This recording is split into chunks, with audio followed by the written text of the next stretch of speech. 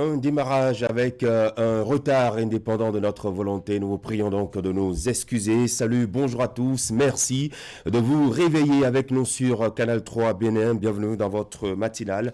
Actu Matin, installez-vous confortablement. Nous sommes lundi et lundi dans cette émission. On parle politique. Chez nous, la politique reste un domaine dans lequel elles s'investissent désormais. Après avoir longtemps joué les seconds rôles, eh bien, les femmes prennent de plus en plus leur marque et affichent leur présence dans le débat politique. Mais comment s'y prennent-elles? Sont-elles épanouies au milieu de ces hommes qui continuent de jouer les premiers rôles et de diriger donc des troupes? Comment arrivent-elles à concilier vie publique, professionnels et privés, et quel est le sens de leur engagement politique? Autant de questions auxquelles nous essaierons de répondre, d'apporter des réponses avec en plateau des femmes politiques, militantes occupant des postes de responsabilité. Marie-Noël Paraïso est la deuxième vice-présidente du parti Moël Bénin et Emma Gaga, coordonnatrice atlantique de l'organe des jeunes du bloc républicain. Elles seront avec nous à l'heure du débat. Merci de nous rejoindre. À suivre également votre rendez-vous écho avec Clément Achadé qui tous les lundis nous emmène découvrir les marchés qui s'animent et leurs particularités, surtout sur les coûts des produits qui s'y trouvent. Et dans la suite également, vous aurez les sports juste après le bulletin de l'information de William Cliquant ce matin. La une des journaux, ce sera avec Wahab Ali Para que nous allons retrouver juste après la météo.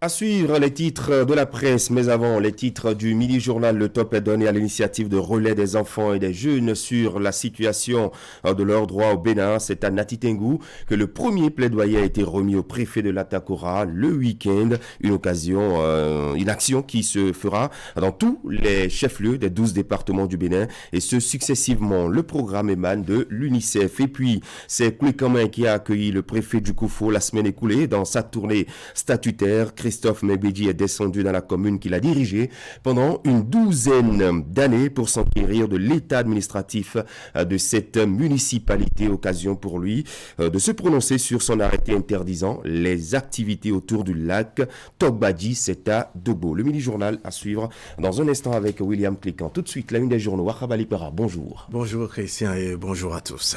Eh bien, on va prendre les premières informations avec les confrères de la presse écrite. Ce matin, donc, on découvre à la une de plusieurs parutions cette visite au niveau de la zone économique spéciale de Glodjigbe, c'est dans la commune d'Aboubek-Calavi et de Zé également. Il y a également cette décision au niveau du CNHU Hubert Maga de Cotonou où le délai de conservation des cadavres à la morgue du CNHU est revenu à 21 jours. On va commencer par Fraternité, délai limité de la conservation des cadavres à la morgue CNHU Hubert Maga de Cotonou au bonheur des âmes pour plus de sobriété. 21 jours de conservation de cadavres à la morgue de CNHU de Cotonou, pas plus, au risque de ne plus avoir la dépouille de son parent pour l'inhumation. Achetez Fraternité, vous avez le reste des détails. Promotion du développement local à Abomey-Calavi, le maire Angelo Arwandino sollicite un partenariat avec le FAGAS. Et puis remise d'attestation de filière à la deuxième vague des établissements publics d'enseignement supérieur, des établissements privés d'enseignement supérieur. 29 nouvelles écoles supérieures privées reçoivent leur agrément et autorisation de création. À la une du quotidien de service public, La Nation, zone économique spéciale de Glodibé-Zé, des industriels sur le charme des réalisations. Et puis trentenaire des conférences nationales en Afrique, un colloque pour relancer les débats. Information à découvrir à la page 3 de La Nation.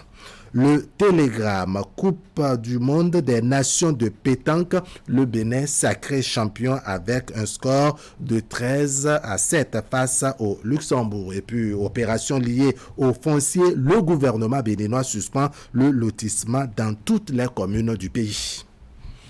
Nord-Sud quotidien, gouvernance locale, les opérations foncières suspendues et puis retour des trésors royaux de la valeur ajoutée pour le tourisme béninois.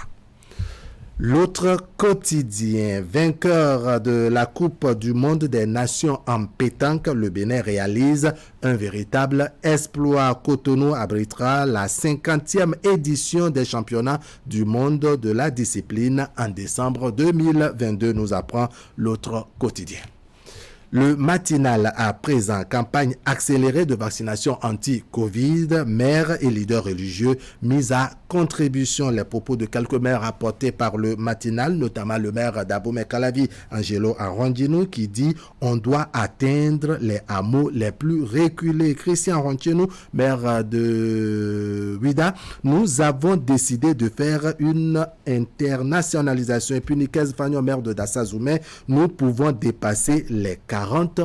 Il est rassuré, ce maire de Dassazoumé.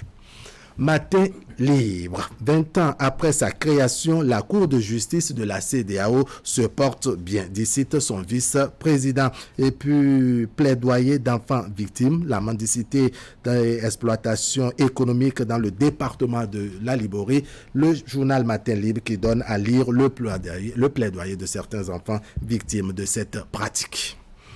Quotidien La Cloche, campagne nationale intensive de vaccination contre la COVID-19. Le gouvernement sollicite l'accompagnement des congrégations religieuses. Et puis face à Luxembourg en finale, le Bénin remporte la Coupe du monde des nations de pétanque Espagne 2021. L'autre vision, suite à l'incarcération des journalistes du quotidien Le Soleil Bénin Info, l'UPMB plaide pour une relecture du code du numérique. Et puis démantèlement d'un réseau de malfaiteurs à Zongo, c'est dans la ville de Cotonou. Le commissaire Fiacre Béhanzin opte pour zéro insécurité à Cotonou. L'autre vision qui nous donne un peu le point de l'opération de démantèlement, 16 motos, du chanvre indien, un écran plasma 50 pouces, des pièces détachés de moto, 3 pistolets retrouvés et 21 personnes interpellées. Les 4 vérités pour concrétiser des projets de développement dans la commune d'Abomey-Calavi. Le maire Angelo Arwandino sollicite et obtient un partenariat avec le FAGAS. Au nombre des projets de la commune, le maire envisage la construction d'un grand centre hospitalier à Godomey. Le matin, gouvernance locale, les opérations de lotissement suspendues dans toutes les communes du Bénin. Et puis adaptation de 4 villes au changement climatique, 2 contrats de 30,11 milliards de francs CFA signés par le gouvernement. On va finir par Leader Info, Christian Dandejan, le leader du jour, j'allais dire. Promotion du tourisme par le secteur privé au Bénin. L'honorable Edmond Agua inaugure officiellement le complexe touristique Agualand. Voilà, Christian, tout rapide des parutions ce matin avec Fraternité qui revient sur ce délai imposé désormais au niveau du CNHU Hubert Maga de Cotonou, la morgue notamment, 21 jours pour enterrer, sinon inhumer son cadavre au risque de voir la dépouille emporter quelque part. Voilà, c'est le quotidien Fraternité qui apporte l'information, beaucoup plus de précisions à travers cet article signé Angelo Dosoumou. 21 jours de conservation de cadavres à la morgue du CNHU de Cotonou, pas plus au risque de ne plus avoir la dépouille de son parent pour l'inhumation. Pour l'instant, c'est une décision exclusive de la morgue du plus grand hôpital du Bénin, le CNHU, et sans aucun doute de l'au-delà, les morts qui ont besoin de repos éternel et qui en lieu et place voient leurs dépouilles martyrisées applaudissent la décision salutaire du directeur général du CNHU, écrit ce matin Angelo Dosoumou. On va y revenir. Merci à vous, Akhabali Kwara. Merci Christian, merci à tous. William Cliquant, bonjour. Bonjour Christian Adorlédian et bonjour à tous. Le mini journal, ce sera avec vous juste après cette transition.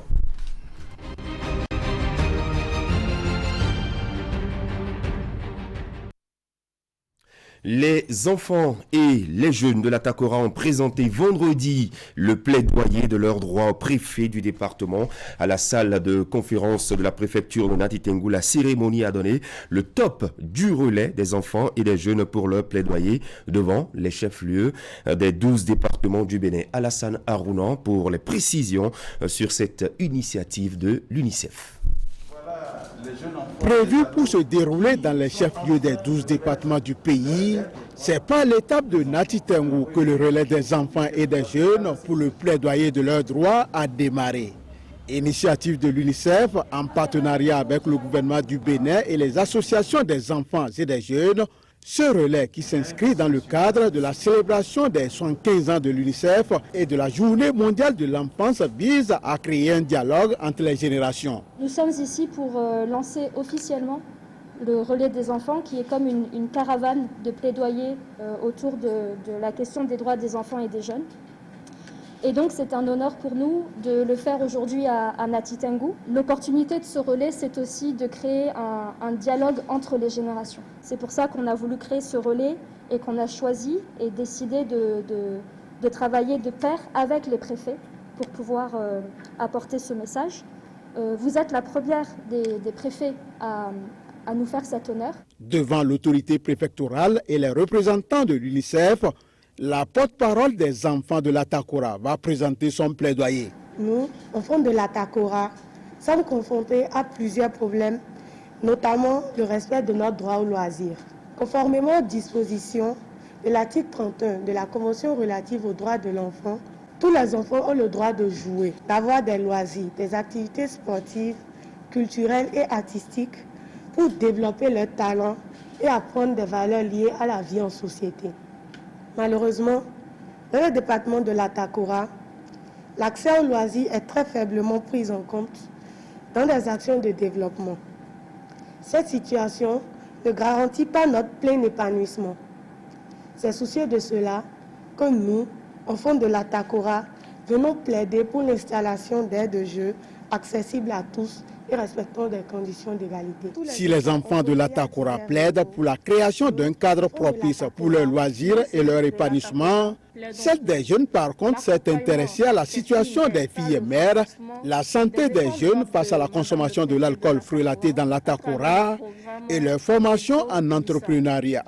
Tous ces plaidoyers, selon Madame le préfet de la Takora, sont en parfaite symbiose avec les ambitions du gouvernement et c'est à juste titre qu'elle prend l'engagement solennel de poursuivre l'initiative Zéro grossesse en milieu scolaire qu'elle a initiée en 2017. Je voudrais prendre l'engagement solennel ce jour, vendredi 19 novembre 2021, de renforcer les actions pour consolider les acquis de notre initiative de 2017, Zegromis, Zéro grossesse en milieu scolaire. Je voudrais donc manifester ma solidarité envers tous les enfants du monde, leur exprimer mon admiration pour leur plein potentiel malgré le jeune âge. Passé l'étape de Nati Tengou, la délégation de l'UNICEF met le cap sur Kandi pour le même exercice. On va parler formation au supérieur. 29 établissements privés d'enseignement supérieur ont reçu dans l'après-midi du vendredi leur arrêté agrément de filière. C'était l'occasion également, Christian Adanlidian, d'obtenir l'arrêté de création et d'ouverture pour d'autres EPS. Séance tenue en présence de la ministre de l'Enseignement supérieur et de la Recherche scientifique, Éléonore Yahi-Ladécan. Compte rendu, Teddy Goudalo et Henri Ganti. Plusieurs responsables d'écoles privées d'enseignement supérieur reçoivent ici des mains de leur ministre de tutelle leur arrêté d'agrément de filière. C'est l'aboutissement heureux d'un long processus qui vient donner une existence légale des filières de formation qu'offrent ces établissements privés d'enseignement supérieur au Bénin. Cet arrêté que nous venons de recevoir est un signe d'encouragement et doit faire de nous de vaillants combattants pour la bonne qualité au service de l'enseignement supérieur. J'ai mon attestation, je suis heureux, je suis indirectement agréé, donc j'ai la caution de l'État pour faire mes activités éducationnelles. Et c'est très important, les parents y tiennent beaucoup. C'est pour une première fois que notre pays autorise un institut de recherche. Rien que de recherche dans notre pays, je voudrais dire merci, madame. Merci beaucoup, merci au gouvernement. L'agrément est une distinction qu'on accorde à un EPS pour une filière donnée en termes de qualité ou d'assurance qualité au niveau de cette formation. Pour l'obtenir, le processus est long, souvent plein de stress et c'est périlleux. Les écoles privées d'enseignement supérieur récipiendaires représentent la deuxième vague à entrer en possession de ce précieux document. La cérémonie marque également la remise d'arrêtés de création et d'ouverture aux promoteurs de nouveaux établissements. Nous promettons de travailler davantage à la qualité de la formation pour toujours mériter la confiance placée en nous. Les EPS espèrent votre accompagnement ininterrompu pour les conduire vers les étapes les plus élevées. Les EPS sont convaincus de votre forte volonté de les faire avancer. Mesdames et messieurs, chers récipiendaires, la nouvelle page qui s'ouvre dès ce jour dans la vie et le fonctionnement de vos établissements respectifs est pleine de responsabilités et d'engagement.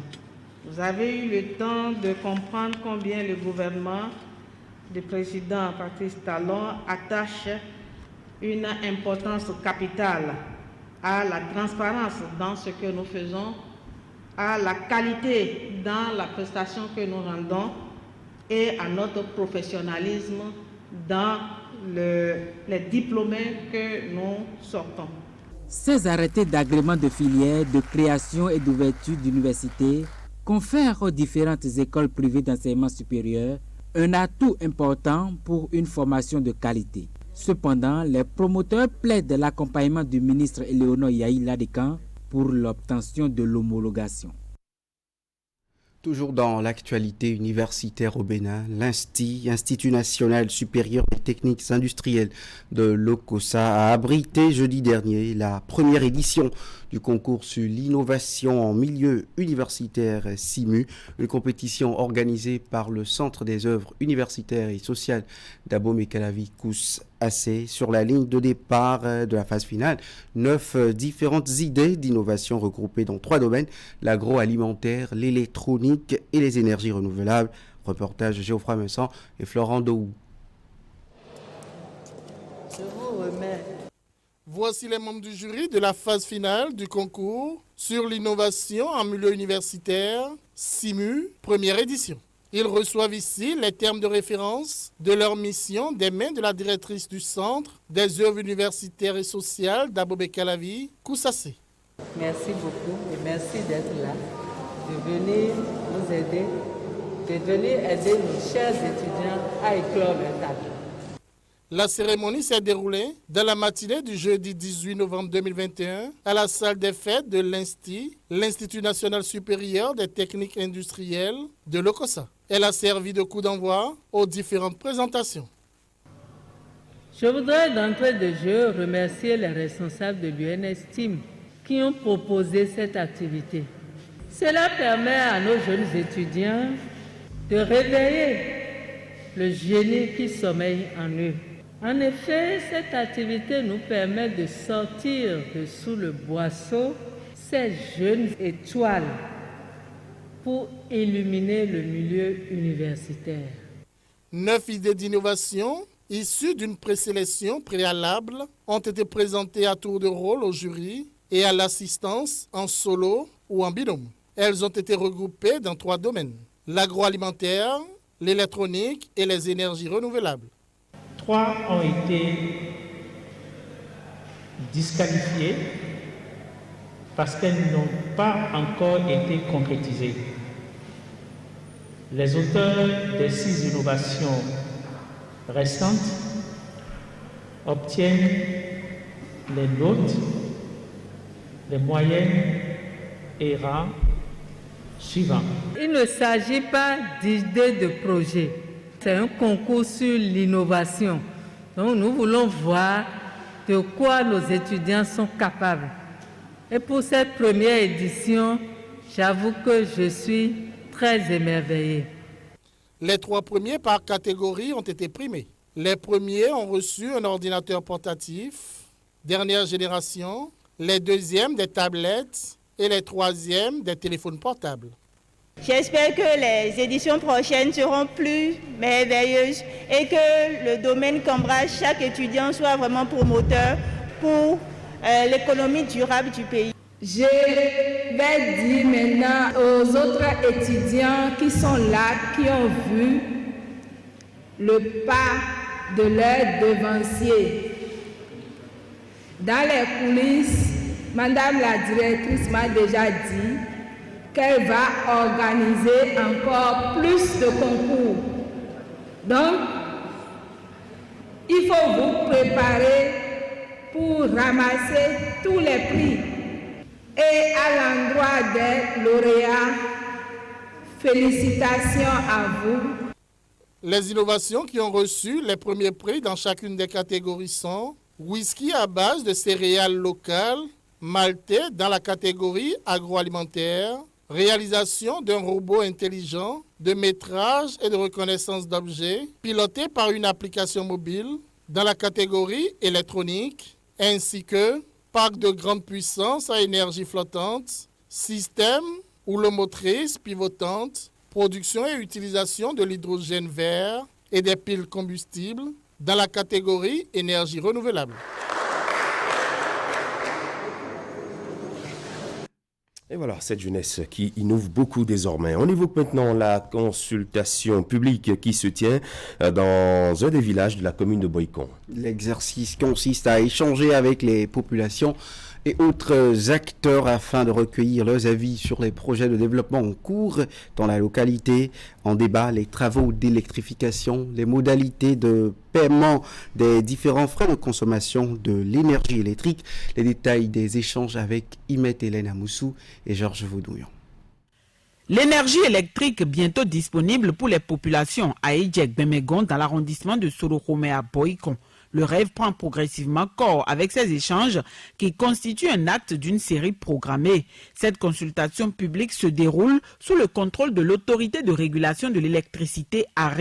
La concertation vise à recueillir auprès des populations du secteur privé et des associations des consommateurs leurs avis et opinions quant au coût de distribution de l'électricité dans la localité. La mission de ARE est de veiller au respect des textes législatifs et réglementaires régissant le secteur de l'électricité, de protéger l'intérêt général est de garantir la continuité et la qualité du service, l'équilibre financier du secteur et son développement harmonieux. Non encore desservi par le réseau de courant conventionnel, le village est l'un des 40 retenus pour être électrifié sur le territoire national dans le cadre de la facilité d'énergie propre hors réseau au CEF du Millennium Challenge et Compte 2. Les investissements seront réalisés par la société Mionwa. À Ejek-Bemegon, il est prévu un champ solaire fait de panneaux, de groupes électrogènes, de batteries et un réseau de plus de 4,5 km. À cette consultation publique, les différentes catégories de clientèle à satisfaire ainsi que les grilles tarifaires spécifiques ont été exposées. L'entreprise a catégorisé sa clientèle en 5 groupes. Donc le premier groupe, c'est la tranche sociale. Il faudra payer 5 000 une fois pour avoir le compteur. Une fois que le compteur est là, chaque mois, il faudra payer 600 francs CFA, qu'on a utilisé l'électricité ou pas. Et à chaque kilowattheure qu'on a utilisé, il faut payer 200 francs. Pour la deuxième catégorie, qui est type résidentiel, c'est 10 000 pour avoir le compteur à la maison, 1 000 francs que vous allez payer chaque mois et 282 francs par kilowattheure. Pour la troisième catégorie, le type B, toujours résidentiel, c'est 10 000 pour avoir le compteur, 1 000 francs par mois et 232 francs par kilowattheure utilisé. Les installations initiales sont évaluées à 106 341 592 francs CFA financés en partie par le MCA. Au cours des 20 années d'exploitation, la société Mionwa injectera également la somme de 25 millions de francs CFA. La présente rencontre revêt un caractère important pour le Conseil national de régulation de l'arrêt. Elle lance la consultation publique dans les 39 autres localités des départements des collines du Koufo, du Mono de l'Ouémé et de l'Atlantique. Imet Hélène Amoussou. Et pour finir, la semaine dernière, la commune de Koulé-Kamen a été la 3e étape de la tournée statutaire entamée par le préfet du département du Koufo. Une tournée destinée à l'amener dans les 6 communes relevant de sa juridiction administrative. Occasion pour lui de renouer contact avec les populations et de jouer son rôle d'assistant conseil auprès du conseil électoral. Le point de cette étape avec Geoffroy Vincent. Tirés à 4 épingles et avec leur écharpe nouée, le maire et les conseillers communaux de Koulé-Kamen, toutes tendances confondues, accueillent en tête de file le préfet du département du Koufo. À leur suite, les autres corps constitués de cette commune d'environ 130 000 habitants. Christophe Bengbedji est en tournée légale annuelle des communes relevant de sa juridiction administrative. Koulé-Kamen qui l'accueille avec ce temps ensoleillé du jeudi 18 novembre 2021 est la 3e étape de cette tournée. Je voudrais, à travers la personne de monsieur le préfet du Koufo, adresser les sincères remerciements des populations de Koulé-Kamen à son excellence, monsieur le président Patrice Talon, et à tous les membres de son gouvernement pour les multiples et courageuses réformes engagées et les grands chantiers de développement ouverts. Nous adressons nos profondes gratitudes au gouvernement pour avoir retenu la commune de Koulé-Kamen pour bénéficier d'un stade omnisport. Avant Koulé-Kamen, le préfet du Koufo était dans les communes de Toviklen de Dogbo. Ici également, il a eu droit à des remerciements pour son travail d'accompagnement des maires, mais aussi des doléances. Depuis la signature de la convention avec l'Agence nationale d'approvisionnement en eau potable en milieu rural, entrée en vigueur en janvier 2021, il nous a été formellement interdit, et même lors de la dernière conférence budgétaire, d'investir les ressources du FADEC dans ce secteur. L'eau étant vitale et compte tenu de l'état de vétusté avancée de nos addictions d'eau villageoises, je voudrais solliciter votre leadership pour plaider en vue de la réalisation d'une AEV à l'ANTA, l'acquisition des groupes électrogènes et de pompes pour les AEV de Zouzoukame, d'Akwegbadia, de Lansouberoué, de Yododui, d'Adjahome et d'Aglani. En promettant faire diligence pour transmettre à qui de droit les différentes doléances, le préfet est revenu sur la nécessité pour les communes de revoir leurs copies en matière de mobilisation des ressources propres. Je serai sur le terrain et je vais vous aider mobiliser les ressources endogènes. Quand les parents demandent qu'on aménage les pistes, qu'on construise les modules de classe, qu'on vienne poser les lampadaires, et quand ils demandent que les ordures puissent être enlevées régulièrement, que l'on lutte contre les différentes sortes de pollution, mais il est souvent difficile de comprendre d'où on doit puiser l'argent. C'est à travers les recettes, à travers les taxes. La réforme de l'administration territoriale, la sécurité et le maintien de l'ordre public étaient également au menu des discussions. Le préfet en a profité pour revenir sur certains arrêtés d'interdiction qu'il a pris récemment. Nous avons pris des arrêtés pour interdire l'accès des mineurs aux lieux de tolérance. Nous avons aussi interdit l'exposition des cercueils aux abords des voies. D'une superficie de 394 km² environ, la commune de Koulekame est située au sud-ouest du Bénin. Elle compte 51 villages et 10 quartiers de ville répartis dans 9 arrondissements. Eh bien, fin du mini-journal. Bonne semaine à tous et à vous, Christian Edanleja. Merci bien, merci William Cliquant. Très bonne journée. Dans un instant, la page écho avec Clément Tchadé qui nous emmènera donc sur les marchés. Juste après, vous aurez les sports avec Akime Sédou Ousseni. Et puis, le forum de discussion va parler des femmes en politique. Est-ce un univers d'émancipation pour elles? Question à poser à Marie-Noël Paraiso. Elle est deuxième vice-présidente du parti Moël Bénin. Et Emma Gaga, qui est acteur politique, coordonnatrice au JBR Atlantique. Elles seront avec nous en plateau, accompagnées des débatteurs. Clément Tchadé, bonjour. Bonjour Christian Cocoa, bonjour à tous. On vous retrouve dans un instant pour les informations sur les marchés après cette pause.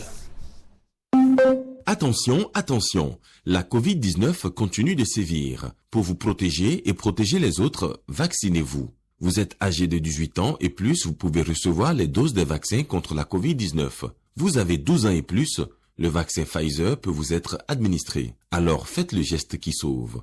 Rendez-vous dans les postes de vaccination implantés dans les formations sanitaires de votre arrondissement et de votre commune ou appelez le 136 pour tout renseignement. Les vaccins contre la Covid-19 sont sûrs, efficaces et gratuits. Pour tout savoir sur l'épidémie de coronavirus au Bénin, rendez-vous sur le site web www.gouv.bj/coronavirus. Ceci est un message du gouvernement de la République du Bénin.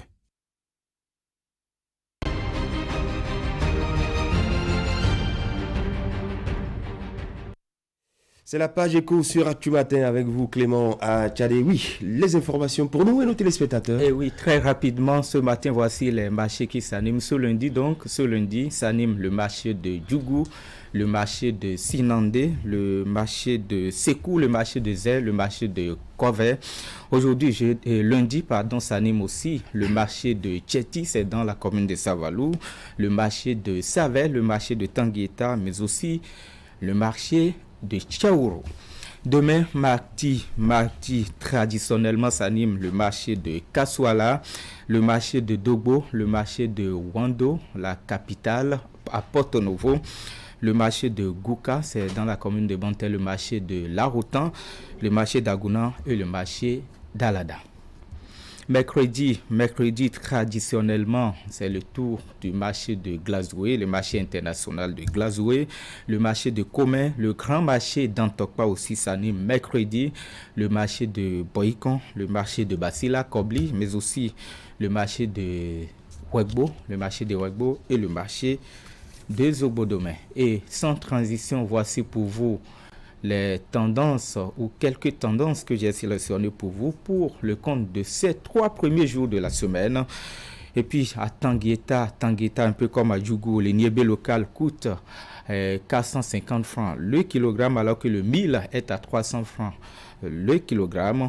À Kassouala, le maïs est maintenu à 275 francs le kilogramme alors que l'iam dans cette zone coûte actuellement sur le marché 350 francs le kilogramme. À Glazoué environ, justement, oui, la farine de Cosette est actuellement à 550 francs le kilogramme. Le sorgho blanc est actuellement à 650 francs le kilogramme. Les poissons de mer, et précisément, Sylvie est actuellement à 1200 francs le kilogramme. Les pois d'Angole coûtent dans la zone de Glazoué et environ 1400 francs le kilogramme. Christian, voilà pour le tour rapide des tendances que j'ai sélectionnées pour nos téléspectateurs, nos commerçants et commerçantes qui visitent et qui animent les marchés. Voilà, beaucoup d'informations à leur profit ce matin et on vous dit un grand merci. Et Clément, tu as des rendez-vous jeudi prochain, vous nous reviendrez avec d'autres informations sur les marchés. Très bonne semaine de travail à vous. Pareil à vous. Mesdames et messieurs, les sports dans un instant avec Hakimi.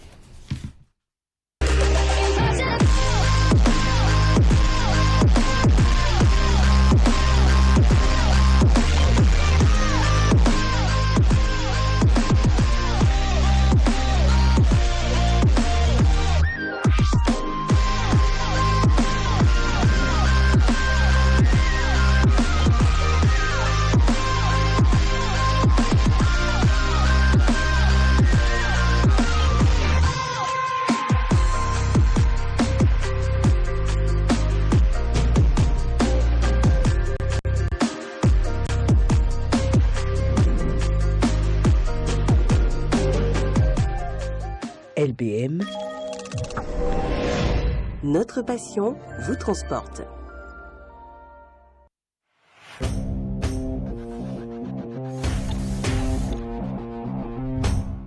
Chers clients, partenaires et abonnés du groupe de presse Fraternité, pour toute commande et information relative à nos produits et prestations à Fraternité FM, Fraternité, Canal 3 Télévision, appelez les numéros suivants aux heures et aux jours ouvrés. 95 74 29 23, 95 74 29 25, 97 77 33 02, 96 61 13 30, 69 17 99 99, 69 23 55 55, 61 62 12 02, WhatsApp. Email canal3benin@yahoo.com, info@canal3télévision.com, fraternité_fm@yahoo.com, fraternews@yahoo.com. Attention, attention, la Covid-19 continue de sévir. Pour vous protéger et protéger les autres, vaccinez-vous. Vous êtes âgé de 18 ans et plus, vous pouvez recevoir les doses des vaccins contre la Covid-19. Vous avez 12 ans et plus, le vaccin Pfizer peut vous être administré. Alors faites le geste qui sauve. Rendez-vous dans les postes de vaccination implantés dans l'information sanitaire de votre arrondissement et de votre commune ou appelez le 136 pour tout renseignement. Les vaccins contre la Covid-19 sont sûrs, efficaces et gratuits. Pour tout savoir sur l'épidémie de coronavirus au Bénin, rendez-vous sur le site web www.gouv.bj/coronavirus. Ceci est un message du gouvernement de la République du Bénin. Attention, attention, la Covid-19 continue de sévir. Pour vous protéger et protéger les autres, vaccinez-vous. Vous êtes âgé de 18 ans et plus, vous pouvez recevoir les doses des vaccins contre la Covid-19. Vous avez 12 ans et plus, le vaccin Pfizer peut vous être administré. Alors faites le geste qui sauve. Rendez-vous dans les postes de vaccination implantés dans l'information sanitaire de votre arrondissement et de votre commune ou appelez le 136 pour tout renseignement. Les vaccins contre la Covid-19 sont sûrs, efficaces et gratuits. Pour tout savoir sur l'épidémie de coronavirus au Bénin, rendez-vous sur le site web www.gouv.bj/coronavirus.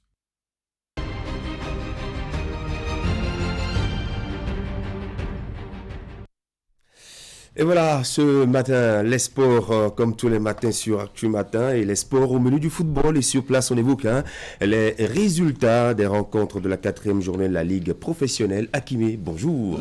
Bonjour Christian, mesdames, messieurs, bonjour. C'est tout à fait bien précis, le lancement relativement donc à l'actualité sur le plan national en ce qui concerne les rencontres de la 4e journée du championnat de football professionnel. 12 buts, vous le faites constater, Christian, ont été marqués dans la zone A. C'est une victoire à l'extérieur et puis 3 à domicile. AS Takouné de Kandy enregistre sa première défaite sans pour avoir été ridicule à l'occasion donc de la dernière rencontre disputée, c'était hier du côté du stade municipal de Parakou.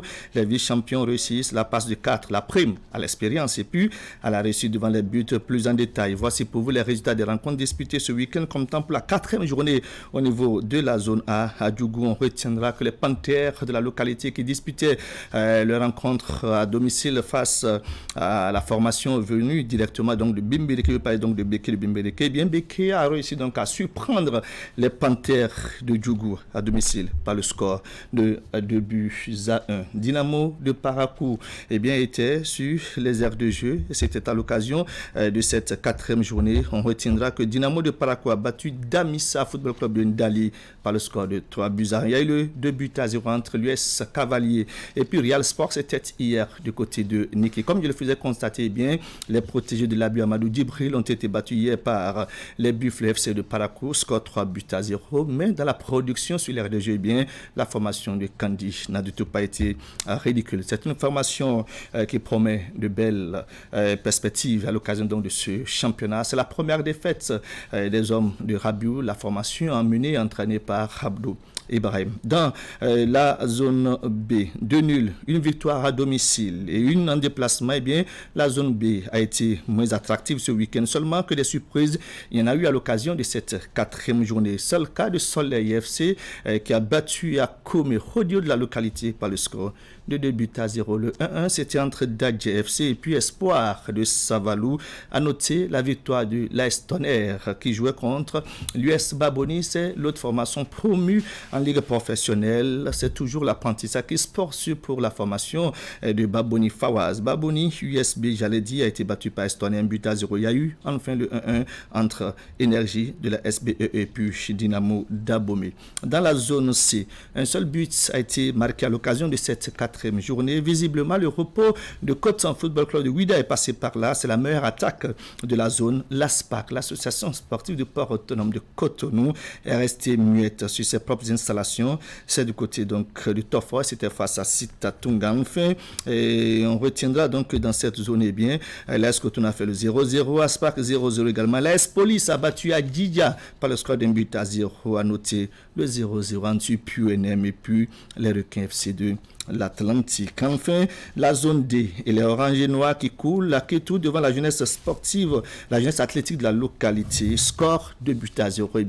Ça sent de roussi du côté donc de la maison des oranges et noirs. À l'occasion donc de cette 4e journée, outre cette défaite des Dragons de la capitale, il y a eu le 0-0 entre Asvo et puis Ayema Football Club. 2 buts à 0, disais-je, entre la GIA Kétou et puis Dragon de l'Ouémé. Assos a battu Soubema 1 but à 0. La rencontre entre Jeff et puis avant comme sport Christian a été tout simplement reporté. 21 buts au total ont été marqués sur l'ensemble des rencontres disputées ce week-end comme temps pour la 4e journée de la Ligue professionnelle de football. C'était bien animé sur les terrains Hakimi Seydou Ousseini. Nous allons quitter les aires de jeu sur l'étendue du territoire national pour nous rendre sur le vieux continent. Et là, nous allons prendre des nouvelles des internationaux béninois. Et vous nous précisez ce matin que Sebir Soukou a retrouvé ses partenaires après la quarantaine due au Covid-19. C'est exact. Et c'est au cours du temps additionnel que le Béninois a été sollicité pour faire son entrée en jeu. Son club, Sandhausen, a été battu par Norvège 2 buts à 1, c'est en 2e division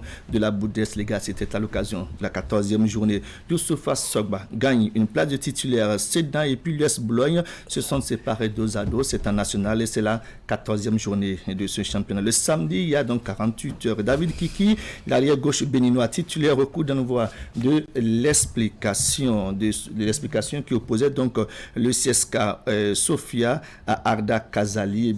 Les deux formations se sont séparées sur le score de 2 buts à 1. C'est du côté donc de la Bulgarie. C'est bien la 15e journée et la formation de David Kiki a perdu à l'occasion donc de cette production. Chabel Gomez était bien absent. Le Havre et puis Amiens ont fait match nul, 1 but partout. C'est en Ligue de française. Désiré Sebia Zanko joue 75 minutes. Dunkerque, son club a été battu par Ajaccio. C'est en Ligue de française, 1 but à 0. C'était bien la 16e journée. Sartourné à Lagbe, toujours absent. Cécile Dalmeda dispute les 15 dernières minutes. Valenciennes, le club a battu Grenoble par le score d'1 but à 0. C'est en Ligue de française. C'était la 16e journée. journée. Michael Poté, un des anciens, un des cadres de la sélection nationale, remplaçant à la 83e minute. Menemen Sport a battu Baliki Sport 2-1. C'est en Ligue 1 que c'était bien la 13e journée. Ce dimanche, on était hier. Cédric Rontondi, toujours à l'infirmerie parce que blessé. C'est d'ailleurs pour ça qu'il a manqué les 2 rencontres de la 5e et de la 6e journée à l'occasion donc des éliminatoires du Mondial Qatar 2022. Bien, Judith Dossoulu joue les 2 dernières minutes. C'est les arrêts de jeu. Clermont Foot, c'était hier. Vous avez su la rencontre en Ligue 1 française. Et bien, Clermont Foot a été battu par l'OGC Nice 2-1. On était donc à la 14e journée du championnat français de première division. Steve Mounier, buteur, est remplacé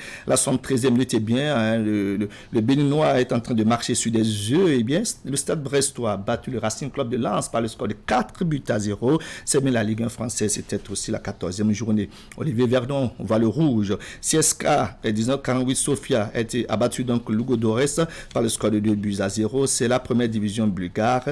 Et c'est bien la 15e journée. Puis Khaled Adeno titulaire et Anantidjani remplaçant à la 84e minute. Dorsa Katokopi a sépu à elle Limassol se sont séparés 2-2, 0 but partout. C'est la première division chypriote et c'est bien la 10e journée. Enfin, on retiendra que Yon Roche a été titulaire en Ligue 1 turque et puis Adanaspor a battu Ankara-Gushou par le score d'1-0. Enfin, ce lundi, on aura 2 internationaux béninois sur les aires de jeu. Il s'agit de Matteo Ahlenvi avec son club Dijon qui joue l'AGC Auxerre, c'est la Ligue 2 française. Et puis enfin, Jordan Adeoti Christian, eh bien, avec son club, le Stade Lavallois, joue contre Concarneau. C'est la nationale, c'est la 14e journée. On aura donc les nouvelles et les performances de ces 2 internationaux quand on va se retrouver demain, mardi. Mais entre-temps, on revient au Bénin pour parler de ce tournoi de proximité initié donc par des humanitaires. C'est du côté donc du Djefa. On suit le coup d'envoi de la cérémonie inaugurale de cette compétition qui nous est proposée ici par Ali Moumouni. Une minute de silence observée ici en mémoire de Dylan Faro. C'est à travers ce geste, symbole de respect à l'égard de l'illustre disparu, que l'équipe venue tout droit de Marseille en France en déco avec son adversaire les Foumi FC. C'est la 2e édition du tournoi de football Dylan Faro qui est ainsi lancé. Dylan Faro, pourquoi? Parce que aujourd'hui, vous savez, dans le monde humanitaire au Bénin, et nous sommes 3 ONG qui travaillons d'accord pour le bien-être des enfants. Et pour commencer, je vais citer d'abord le ONG Humanitaire Bénin, qui est dirigé par le président Grégoire Taméon, qui est en France, l'ONG Emélien Zassorissi, dirigé par le président Essa Chakoto, et Coup de pouce, qui est dirigé par moi-même. Alors, pourquoi Dylan Faro? Parce qu'aujourd'hui, dans tout ce que nous faisons comme activité, les parents de Dylan Faro sont toujours là, ils sont présents pour nous, ils nous accompagnent dans tout ce que nous faisons, que ce soit les dons les dons en nature, en fourniture scolaire, en chaussures et tout. Franchement, c'est une famille extraordinaire. Exécution des hymnes nationaux, la Marseillaise et l'Aube Nouvelle. La rencontre entre l'équipe de Marseille et les Foumi FC s'est soldée par la victoire des locaux sur le score de 2-1. Mais un peu plus tôt, le match inaugural a mis aux prises l'équipe de Djefa Plage de vert tout vêtu et celle d'Étoile Brillante en maillot bleu. Au coup d'envoi de cette explication, ce sont les joueurs de Djefa Plage qui vont presser leur adversaire. Ils finiront par être logiquement récompensés après un quart d'heure de jeu.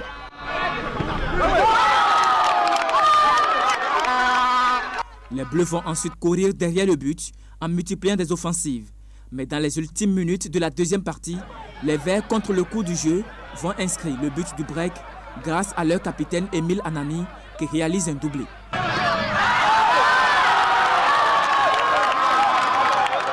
À l'arrivée, Djefa Plage s'impose 2-0 à Étoile Brillante. Je vais dire, le match a été bien passé et on a pu gérer comme on doit le faire. S'il y a 2 équipes qui se rencontrent, il y a un perdant toujours. Mais on a fait tous nos positifs, mais ça n'a pas marché pour nous.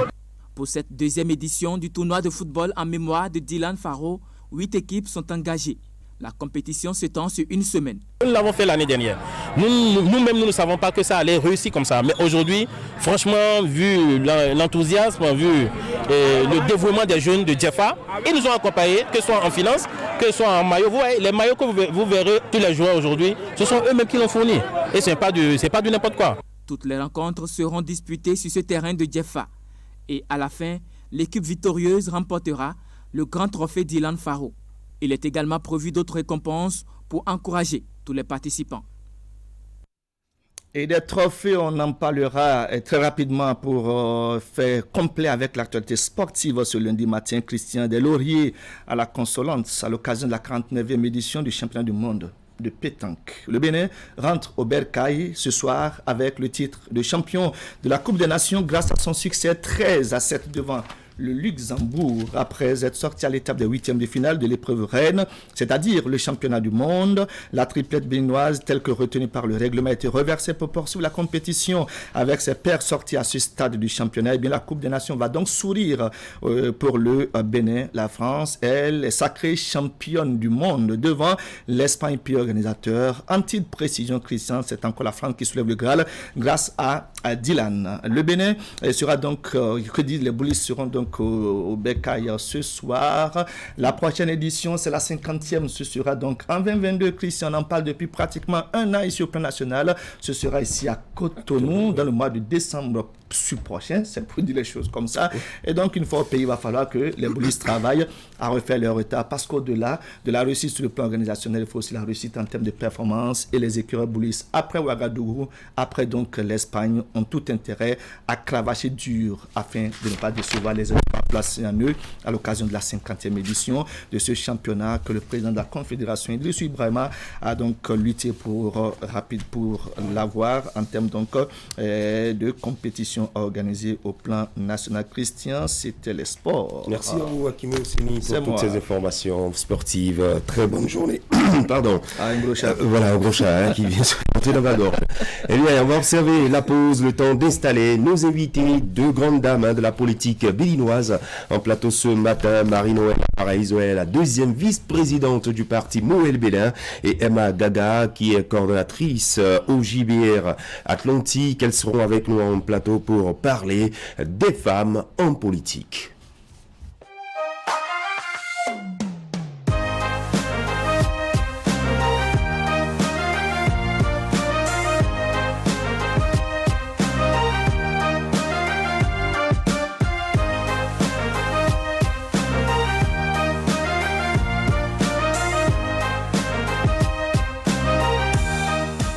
LBM,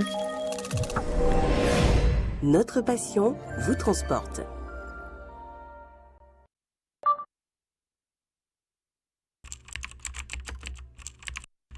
Votre chaîne Canal 3 Bénin à portée de main.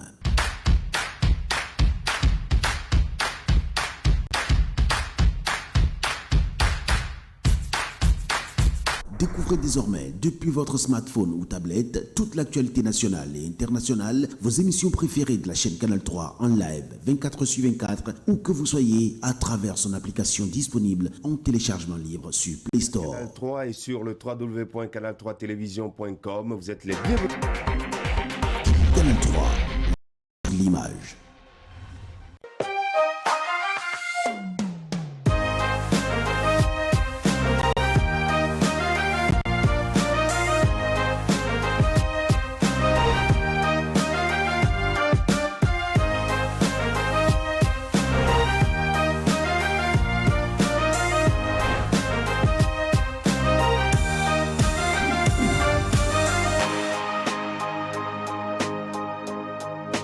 LBM, notre passion vous transporte.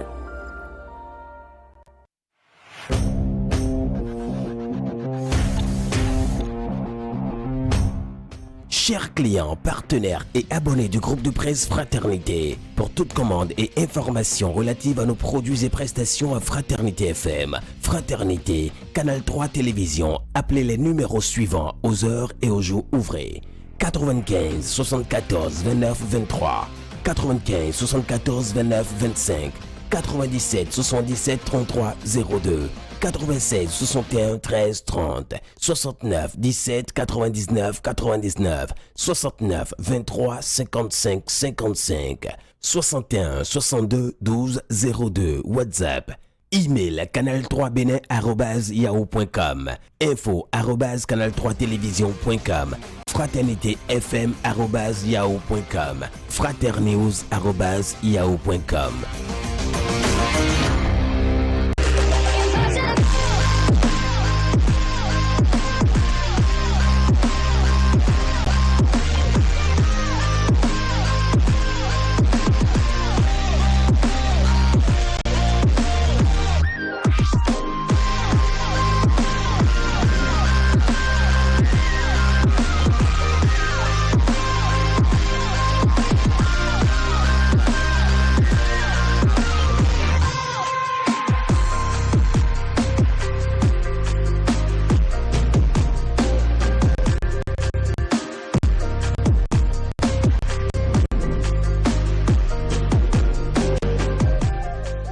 LBM, notre passion vous transporte.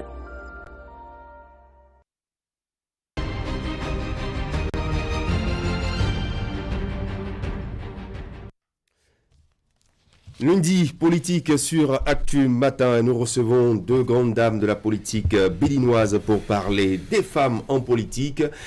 Bonjour, chère dame, Marie-Noël Paraiso, bonjour. Bonjour, Christian. Bienvenue.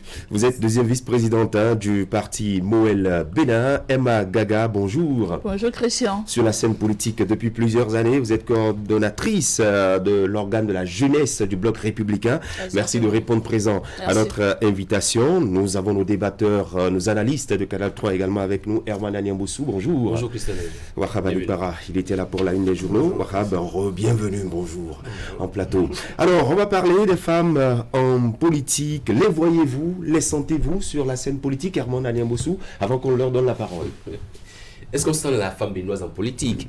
C'est une grosse interrogation, parce que justement, la Constitution, en son article 26, a essayé quand même de montrer que désormais, il y a une discrimination positive à l'égard de la femme, sans compter les dispositions de l'article 145 du Code électoral également, qui parle de sièges réservés à la femme. Désormais, on passera à 109 députés au Parlement. Malgré tout ça, y compris tout ce qu'on a eu comme test qui vont en faveur de la femme et qui promeuvent la femme, on ne voit pas encore la femme béninoise en train de prendre vraiment sa place aux côtés des hommes.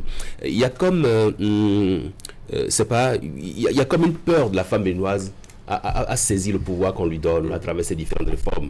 On se demande bien si la femme, à la limite, la femme politique béninoise n'attend pas qu'on lui donne le beurre, l'agent du beurre, le fermier, la fille du fermier et tout, parce que justement, on l'a pendant longtemps confinée dans une position de second rôle. Et je pense que la femme béninoise doit travailler à sortir de ce carcan-là pour vraiment s'affirmer. Voilà.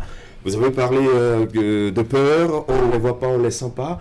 Est-ce que vous avez la même perception de la chose? Non, pas très exactement, pas comme Herman Anyamboussou. C'est vrai que les femmes participent à l'animation de la vie politique. On voit les femmes en politique, seulement que en termes d'égalité de chance, il y a un problème qui se pose à ce niveau. On a travaillé à travers le toilettage des tests, notamment la Constitution, pour parler désormais, comme l'a souligné Herman Anyamboussou, de discrimination positive, mais on n'est pas encore arrivé au bout de nos peines, si on peut parler ainsi. Sinon, les femmes sont là. En termes de rôle, ce sont les seconds rôles qu'elles jouent, hormis quelques rares femmes qui occupent le devant de la scène. On citera par exemple l'UDBN qui petitement a disparu en attendant que le dernier travail se fasse au niveau du ministère de l'Intérieur. Donc, on sent les femmes, mais pas en termes d'égalité de chance. Et maintenant, il faut revenir sur le milieu où cette vie politique s'anime, notamment le Bénin, où nous avons des pesanteurs sociologiques, n'est-ce pas, qui pèsent et qui freinent, qui constituent en quelque sorte des obstacles pour la femme. Lorsque vous êtes une femme politique, et les femmes politiques tout à l'heure nous le diront, lorsque vous êtes une femme politique, on a un regard plutôt particulier sur votre vie, notamment votre vie au foyer, votre vie dans le quartier, votre vie, n'est-ce pas, sur la scène politique et autres. Et donc, ça constitue des éléments qui ralentissent l'engouement ou cette envie de la femme. Donc, pour moi, ce n'est pas pour autant une peur. Les femmes ont bien envie, n'est-ce pas, de ne pas être celles qui remplissent les bâches pour acclamer, ne pas être celles qui distribuent les pains, canettes et les t-shirts, n'est-ce pas, aux autres militants, mais à être, pourquoi pas, présidente, vice-présidente, coordonnatrice et autres. Bien, il y a l'envie des femmes d'évoluer en politique, d'occuper de bonnes choses. Mais il y a il y a également la phallocratie. Il y a la phallocratie, l'envie ou bien cette volonté, ce désir des hommes à toujours être au-dessus de la voilà. Les dames. Alors, chères dames, vous êtes là, vous avez la parole, on vous donne la parole, vous allez nous exprimer, vous allez nous dire ce que vous vivez dans vos différentes formations politiques à Mouel Bénin, un peu comme au niveau du bloc républicain. Doit-on dire que vous êtes les rares femmes que nous voyons sur la scène politique aujourd'hui? Deuxième vice-présidente de Mouel Bénin. La première, c'est une dame aussi, je crois. Bien entendu. Très bien, ça veut dire qu'au niveau de Mouel Bénin, on fait la promotion de la femme. Alors, vous avez la parole. Je ne vous le fais pas dire, Christian. Et merci de me donner d'ailleurs l'occasion de faire un clin d'œil au leader charismatique de Mouel Bénin, le président Jacques Ayadji. On ne le voit plus, il est là? Il est bien là. Il vous passe son bonjour. D'accord, nous lui répondons. Et, je disais tantôt que le président Jacques Ayadji, dont le bagage politique amène à vouloir promouvoir coûte que coûte la femme et les jeunes. Mais pour lui, la femme passe avant tout. Et vous l'avez certainement constaté dans la configuration du bureau, enfin, du dispositif dirigeant de ce parti-là. Les deux premières vice-présidentes sont des femmes. Et ce n'est pas tout. Il y a d'autres vice-présidentes qui sont des femmes. Il y a des responsables des organes techniques que nous avons mis en place qui sont en majorité des femmes. À la base, dans les coordinations, dans les plus petits démembrements du parti, nous avons comme responsables des femmes. C'est vous dire que nous, au sein de Mouel Bénin, nous voulons tuer cette image-là qui relègue la femme en arrière-plan. Je ne dirais même pas au second plan, en arrière-plan. Et nous voulons prouver que la femme, malgré tout, malgré les clivages qui quand même existent, peut dire son mot au sein de la cité. Parce que vous savez, la femme, elle est la créatrice de l'humanité. Parce qu'elle donne la vie. Elle donne la vie. Et vous pensez que sans la femme, il peut y avoir émancipation et tout ça? Je ne pense pas. Et donc, c'est le lieu, au cours de ce débat, de faire un clin d'œil à toutes les personnes qui pensent que la femme a son mot à dire et qui font en sorte de l'accompagner. C'est ça. Emma Tega, au niveau du bloc républicain, j'ai rappelé tantôt que vous êtes coordonnatrice de l'organe de la jeunesse BR dans le département de l'Atlantique. Ça ne doit pas être une tâche aussi facile pour vous. Bon, déjà, je voudrais apporter quelques rectificatifs à ce que Herman a dit, qui me paraissait quand même choquant. Oui. Vous savez, il y a certains discours qu'on a dépassés. Nous, les femmes, on a osé surpasser les clivages dont parlait ma soeur tout à l'heure. On a osé nous affronter aux dérangements, justement, causés par les pesanteurs sociales, où la société a tout fait de nous ranger à l'arrière-plan, de nous renvoyer à la cuisine, la femme qui s'occupe du ménage et point barre. Aujourd'hui, les femmes ont osé dépasser tous ces blocages qui les renvoyaient. C'est vrai, autant tous les hommes ne font pas de la politique, et c'est pareil pour les femmes, autant toutes les femmes aussi n'en font pas. Mais quand même, il y a une certaine génération aujourd'hui qui milite tant dans la société civile, en politique et ailleurs. On a osé quand même commencer par à manifester notre désir de nous occuper de tout ce qui concerne la gestion de la cité. Alors, coordonnatrice de l'OJBR, ce sont mes collègues, mes responsables au niveau du parti et la confiance qu'ont bien voulu m'accorder tous les autres membres du bloc républicain. C'est tout ça là qui m'a plébiscité en tant que coordonnatrice de cette organisation de la jeunesse au niveau de l'Atlantique. Est-ce que c'est facile? Pas forcément, mais avec de la volonté, de la détermination, j'arrive tant bien que mal à assumer. Assumer. Oui. Alors, vous n'étiez pas d'accord tout à l'heure avec Herman Parfait à Niamboussou qui a parlé entre-temps de peur. Est-ce que vous avez peur de vous exprimer quand vous vous retrouvez dans ce milieu avec les hommes politiques? Est-ce que vous sentez la peur en moi en ce moment? Pas encore. Merci. C'est pour vous dire que s'il y a quelque chose qui me fait défaut parlant de moi, c'est bien la peur face aux hommes. Si je veux dire ce que je pense, je le dis.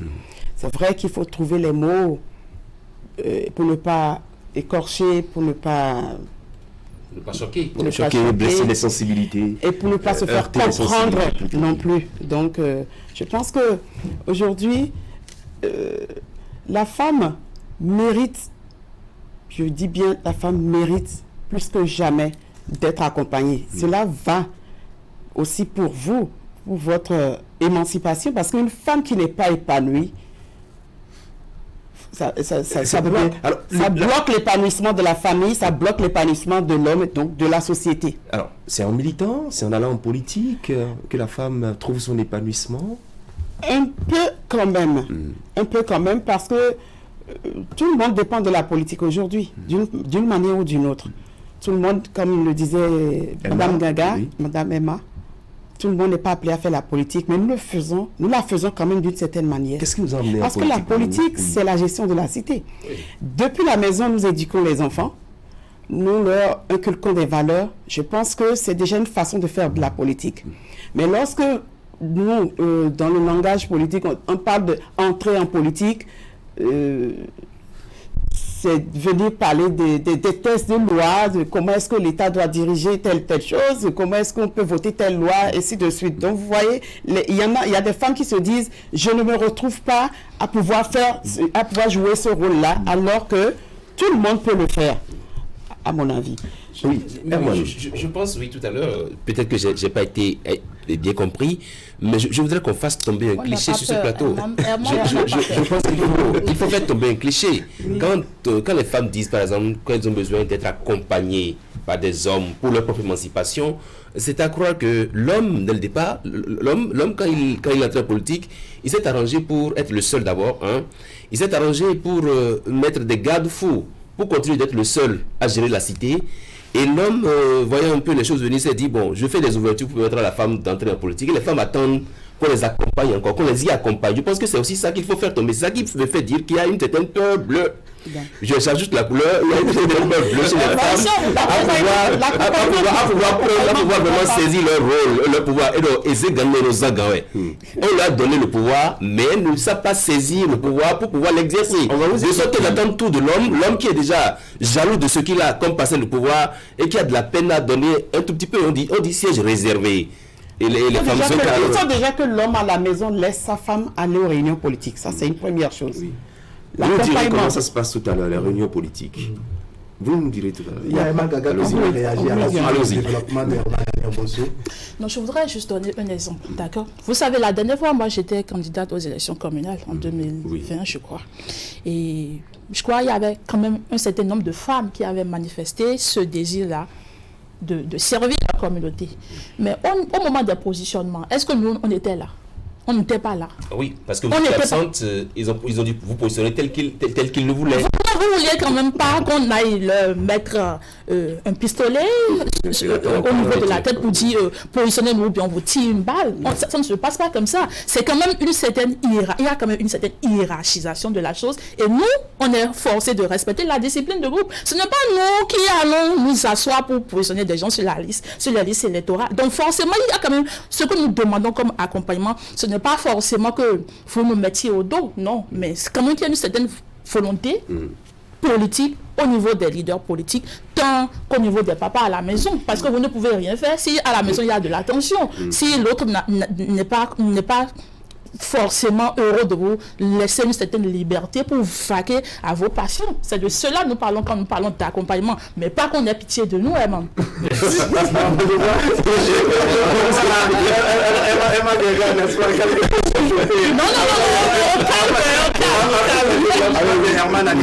Mais non, je crois que les explications de Emma Gaga ne manquent pas de pertinence. Et voilà pourquoi je voudrais qu'on revienne dans le contexte où désormais la réforme du système partisan et les tests qu'on a toilettés, n'est-ce pas, nous installent. C'est quoi? C'est de constater que pendant longtemps, il y a eu un grand et gros préjudice qui a été posé à la femme, pour ne pas dire aux femmes, et qu'il faut corriger tout cela. Donc, en termes d'accompagnement, je ne pense pas que non, ce soit forcément, n'est-ce pas, donner de l'argent aux femmes, les pousser ou les pousser bêtement. Non, il y a un accompagnement qu'il faut forcément faire, n'est-ce pas, aux femmes. Écoutez, on a dit pendant longtemps, elles ont été marginalisées, elles ont été reléguées au dernier rang, comme l'a souligné Madame Paraiso tout à l'heure. Et donc, quand il faut les ramener au premier plan, il y a un travail qu'il faut faire, un travail d'orientation. On a faussé un peu les choses quand Paraiso parlait tout à l'heure